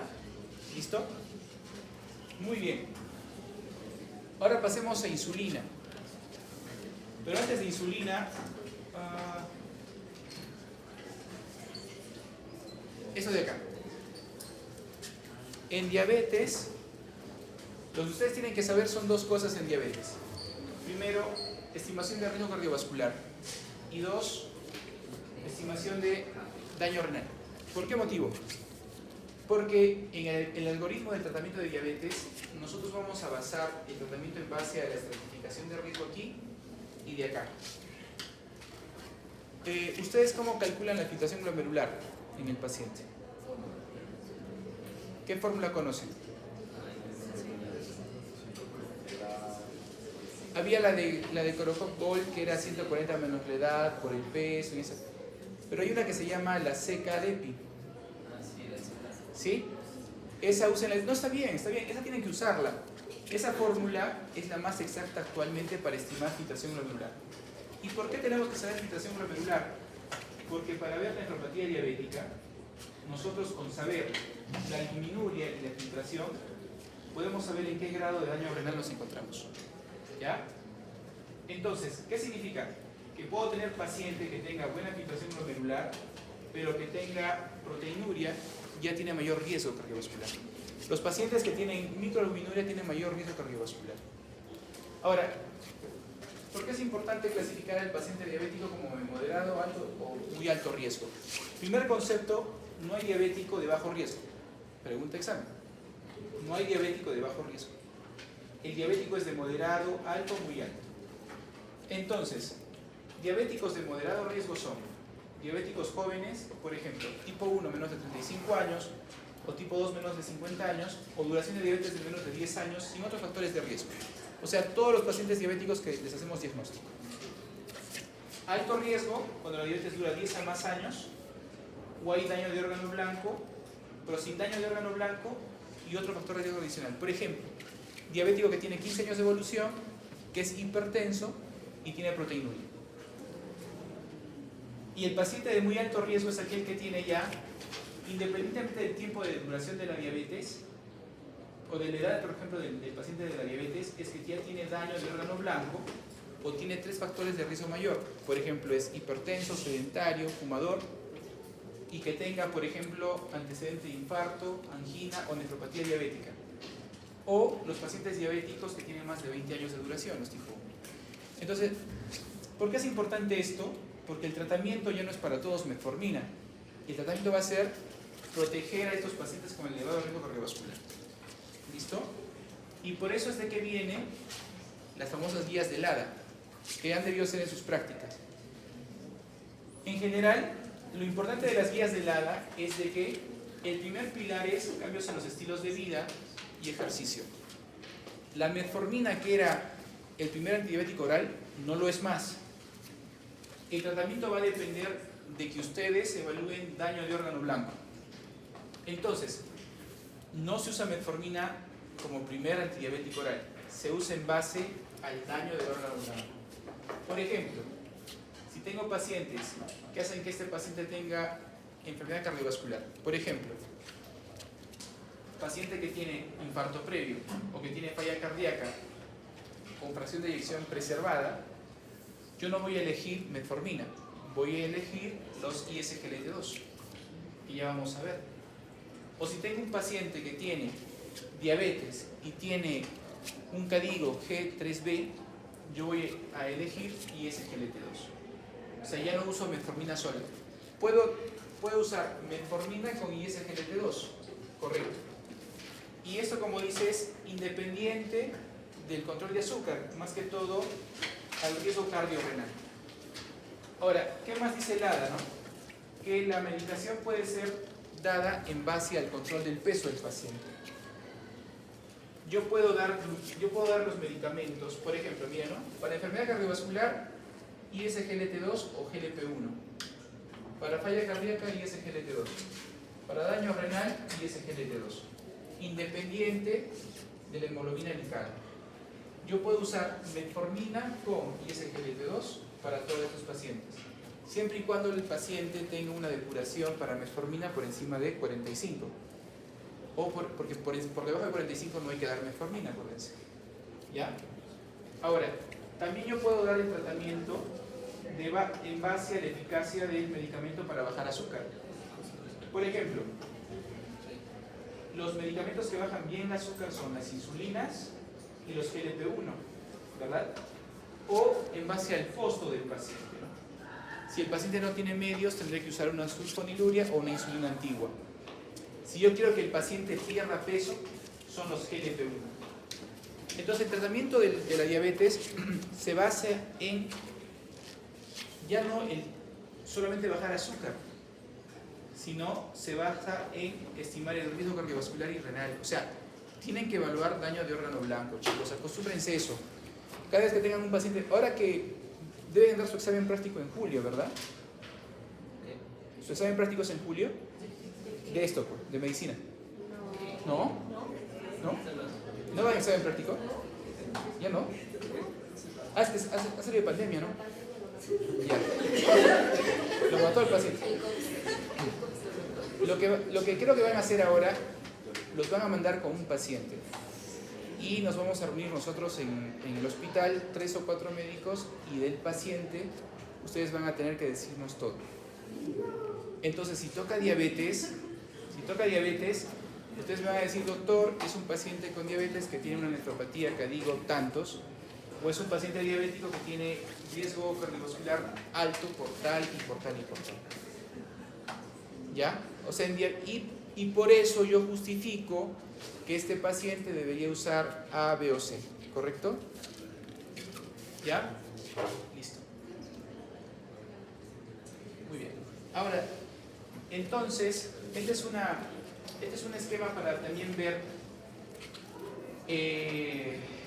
cómo se debe tratar la diabetes, ¿verdad? Primero son estilos de vida, dieta y ejercicio, y yo debo de manejar el tratamiento no en base a usar primero metformina, sino esto. Si tiene enfermedad cardiovascular establecida, ISGLT2 o GLP-1. Si tiene falla cardíaca, ISGLT2. Si tiene disfunción renal, ISGLT2, etcétera, ¿no?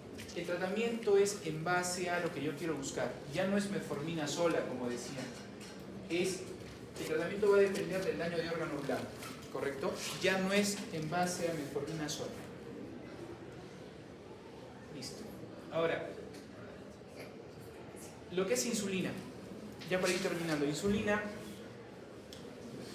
¿Qué deben de saber de insulina? Que hay dos tipos de insulina. ¿Ya? Chicos, cuando ustedes van a dar tratamiento para pacientes con diabetes, son dos tipos de insulina que van a usar. La insulina basal, que es la insulina que les va a ayudar a controlar el azúcar todo el día, y las insulinas prandiales, o sea, las insulinas de cada comida. ¿Ya? Las insulinas de acción prolongada o basal, tenemos a la Detemir, la Degludec y la Glargina. ¿Ya? Son tres insulinas de acción prolongada. La Glargina, la Detemir y la Degludec. Y acciones de acción intermedia, teníamos a la NPH, que no está aquí. Y tenemos las acciones y las insulinas de acción rápida, que son las ultra rápidas, que es la Lispro, la Spártica y la Glulicina. La cristalina o regular es la insulina de acción rápida. ¿No? La NPH, que es la insulina protamina, ¿no? Tiene una acción que tiene un pico de las 12 horas, entre 4 o 6 horas. Entonces, esta hay que darla cada 2 veces por día, ¿verdad? Se da 7 de la mañana y puede ser 7 de la noche. En cambio, las insulinas de acción prolongada, tenemos a la Glargina 100, la Glargina U300, la Detemir o Levemir y la Degludec. ¿Correcto? En cambio, estas duran ¿cuánto? 24 o 36 horas. La Glargina U300 dura 24 o 36 y la Detemir, acuérdense, y la Degludec dura hasta 42. Pregunta, ¿cuál es la insulina que dura más? Dos insulinas que duran más, la Degludec y la Glargina U300. ¿Ya? Ahora, insulina de acción rápida, tenemos la insulina cristalina o rápida, se coloca 30 minutos antes de los alimentos. Y las ultra rápidas, que son la Aspar, Lispro y Glulicina. Y la Aspar rápida también, que es una nueva. La diferencia es que la colocamos 10 a 15 minutos antes de los alimentos. ¿Ya? Entonces, este puede ser bien sencillito. De acá que tienen que saber, chicos. De acá tienen que saber, las insulinas son de acción prolongada, de acción intermedia, rápida y ultra rápida. Las insulinas con mayor tiempo de duración tienen menos riesgo de hipoglicemia. La Detemir, la Glargina U300, Glargina U100 son insulinas con bajo riesgo de hipoglicemia. Entonces, en pacientes que tienen riesgo de hipoglicemia, hay que usar preferiblemente las insulinas de acción prolongada. La NPH no. ¿Correcto? Listo. Esto es de insulinas, chicos. Acá está. Y el esquema de tratamiento puede ser el esquema de tratamiento intenso, se llama, que es usar una insulina basal e insulina prandial. ¿Ya? Ese es el esquema de tratamiento intenso. Insulina basal e insulina prandial. ¿Listo?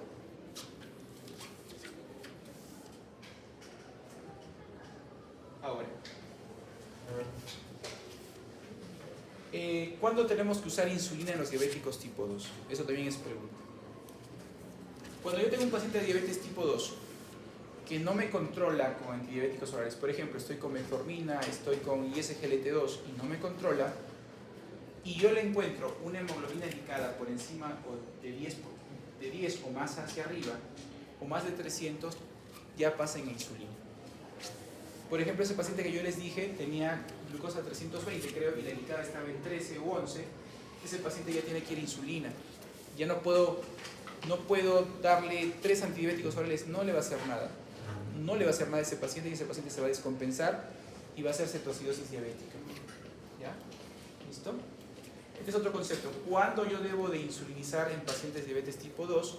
Cuando el paciente tiene clínica de que no mejora, y esas son las famosas 5P que ustedes me han dicho. ¿Ya? Efectos secundarios de insulina. La más frecuente y grave, la hipoglicemia. Alergia a la insulina es rarísimo. Yo nunca he visto alergia a insulina, es poco frecuente. Y se ha visto por anticuerpos tipo IgE. Pero lo que sí hemos visto son pacientes que ustedes les indican glargina y no mejora, pero le indican NPH y mejora. Entonces el doctor dice, pero ¿por qué, doctor, por qué con glargina mejora y con NPH mejora mucho más? Porque pueden hacer alergia a las insulinas. Entonces cuando ustedes tengan un paciente que hace dieta, se coloca bien la insulina, o sea, rota bien rota en sentido horario o antihorario alrededor del abdomen o en los bracitos, o sea, se coloca bien la insulina, no hay problemas de absorción y no mejora, piensen que podría ser alergia a ese tipo de insulina. Y si le dicen cuál es el mecanismo que va a mediar la alergia, es IgE. La lipodistrofia son los cambios dérmicos que se generan por la inyección continua de insulina en un sitio. ¿Y qué es lo importante de lipodistrofia, chicos? Que la lipodistrofia puede generar malabsorción de insulina. Entonces, muchas veces sus pacientes no mejoran, no porque la insulina sea mala, sino por la que no lo están usando bien su insulina. Siempre pregunten, ¿cómo se coloca su insulina? ¿Cuál es la técnica de inyección? ¿Usted rota las inyecciones? Cuando no rota la insulina, la piel se convierte en lipodistrofia y la insulina no se absorbe. Por eso se les explica, ¿no? Tienen que ustedes girar tan extremidades. ¿Listo? Y otra vez lo que les dije, ¿no? Resistencia a la insulina por anticuerpos, que es rarísimo. Puede ver el efecto de acá, de estos efectos raros, hay el fenómeno del alba, ¿no? El efecto Somogy. El efecto Somogy es la hipoglicemia en la madrugada y es más frecuente con el NPH. Acuérdense el Somogy. Ya, hipoglicemia en la madrugada. Ahora, este es un cuadrito que les estoy poniendo de los distintos tipos de medicamentos para diabetes. Ustedes ya han hecho terapéutica.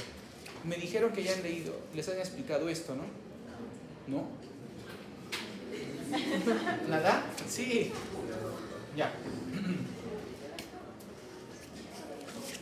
¿No les digo? No. Yo les voy a explicar rapidito, como les digo en el grupo práctico. Acuérdense, ¿quién? Y siempre preguntan, antidiabéticos que tenemos nosotros. Facilito, los más viejitos, las sulfonilurias.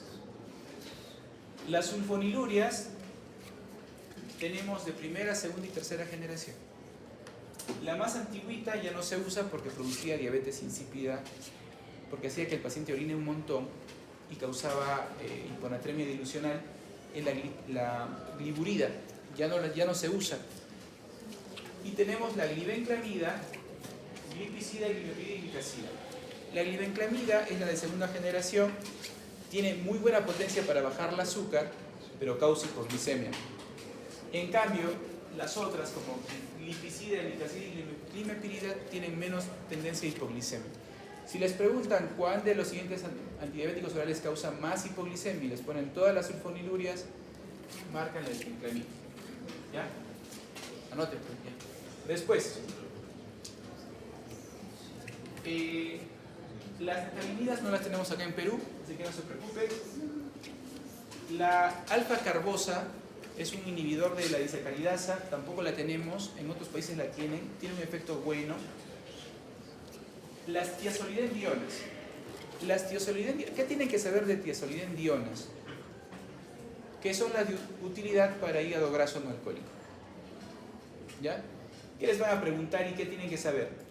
De las tiazolidendionas está la pioglitazona, no está la rosiglitazona porque la rosi causa cáncer de vejiga.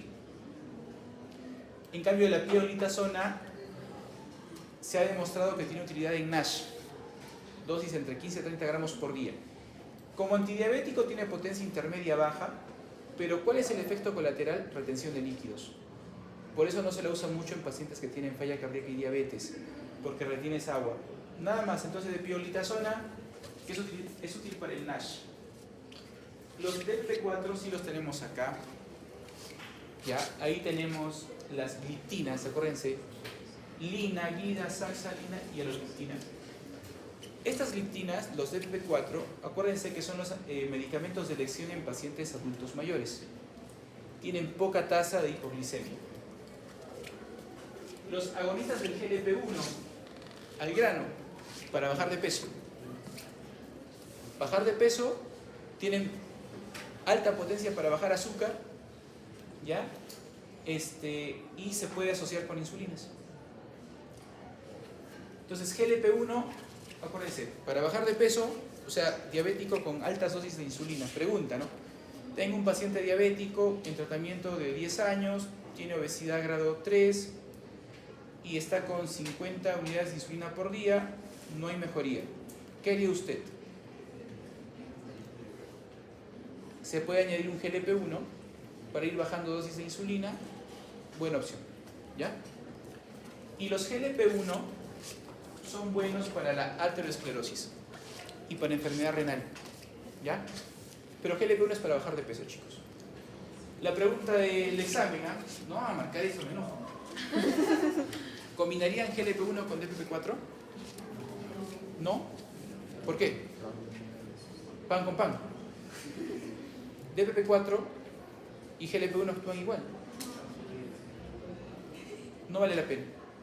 Si les preguntan qué combinación a continuación no se debería usar, sitagliptina con dulaglutida. O ya les voy a poner GLP-1 y DPP-4. Y los ISGLT2 son medicamentos para enfermedad cardiovascular y enfermedad renal. ¿Listo? Pueden bajar de peso poquito, 1 o 2%. El mecanismo es glucosuria. ¿Qué actúan? Inhiben el simpor sodio-glucosa del túbulo contorneador proximal renal y botan azúcar. ¿Qué es lo que puede tener el paciente? Balanitis y vaginitis por honguitos. Siempre se les dice a los pacientes buena higiene genital porque puede causar infecciones micóticas. Y antes, hace 3 años o 2 años, la canaglifosina, acuérdense de cana de choro, la canaglifosina causaba necrosis vascular, pero ya se demostró que no. De los ISGLT2, la complicación más brava, chicos, son infecciones urinarias. Y otra, hipotensión, porque como causan diuresis osmótica, les bajan el nivel de azúcar y sodio, el paciente puede ser hipotensión. Y como muchos de estos pacientes son pacientes que tienen enfermedad cardiovascular, podemos causar, y usan diuréticos, les causamos hipotensión. Entonces, ¿qué hacen los cardiólogos vivos? Le bajan la dosis del diurético. ¿Ya? Entonces, en resumen, ISGLT2 para enfermedad diabética con enfermedad renal o cardiovascular establecida, pacientes que tienen y efecto colateral, vaginitis y balanitis. GLP-1, potente acción hipoglicemiante, similar casi a insulina, se puede asociar a insulina, puede usarlo para enfermedad renal, más que todo para albuminuria, no para tasa de filtración, y ayuda a bajar de peso. DPP-4 para evitar hipoglicemia en viejitos. Las tiazolidendionas para NASH. Rosiglitazona, cáncer de vejiga. La carbosa no tenemos, las natalinidas no tenemos, y sulfonilurias, hipoglicemia. ¿Se acabó? Y las biguanidas, metformina, es un medicamento que ha demostrado protección cardiovascular en diabéticos obesos. Puede usarlo en resistencia a insulina y en prediabetes. El único medicamento aprobado para prediabetes y resistencia a insulina es la metformina. Listo. Acuérdense, contraindicado cuando está de depuración menos de 30. Entre 30 y 45, reducir la dosis. Les voy a dejar las diapositivas. ¿Ya? Listo. ¿Qué más de acá? Y efecto colateral de metformina, baja B12. Se acabó. No tiene que saber nada más. Listo.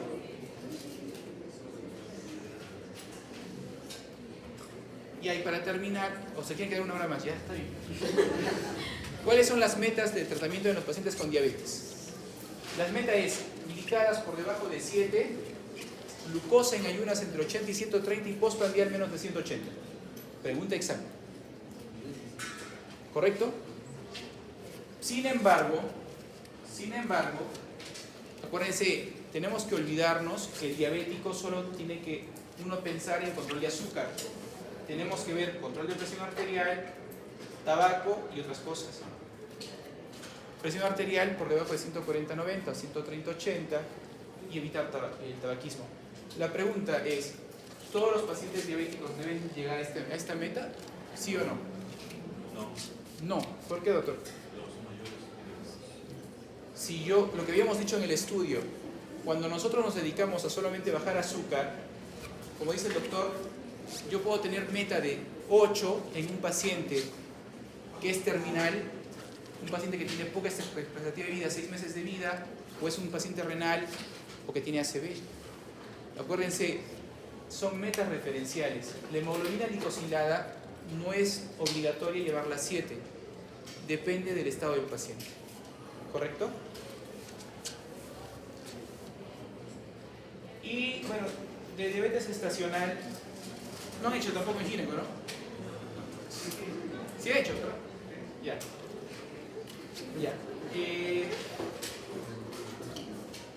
Para diabetes gestacional, a ver, ¿cuál es el único fármaco para tratar diabetes gestacional? ¿Metformina? No. Solo insulina. No, las dos. En diabetes gestacional, el único fármaco para usar es la insulina. ¿Ya? Y no todas las insulinas, ¿ah? La insulina NPH y la regular. De las nuevas, la insulina DT-MIR o Levemir y la aspartica. Metformina no está indicada para diabetes gestacional, chicos. Aunque nosotros lo usamos por abajo, y obviamente nos va bien, pero hasta ahora el FDA no la aprueba.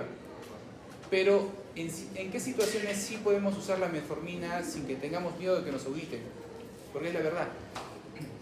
Mujeres que tienen obesidad y ovario poliquístico, en los que se les da metformina y se logran embarazar, se puede mantener metformina el primer trimestre de gestación. ¿Ya, chicos? Pero nosotros usamos metformina durante todo el embarazo, si lo hemos usado, tiene muy buenos efectos y Dios mediante la deben aprobar. Pero si ahorita les preguntan, ¿la metformina se debe usar durante el embarazo como primera elección? No. Son las insulinas, sea la insulina de acción prolongada, en este caso que puede ser NPH, ¿ya?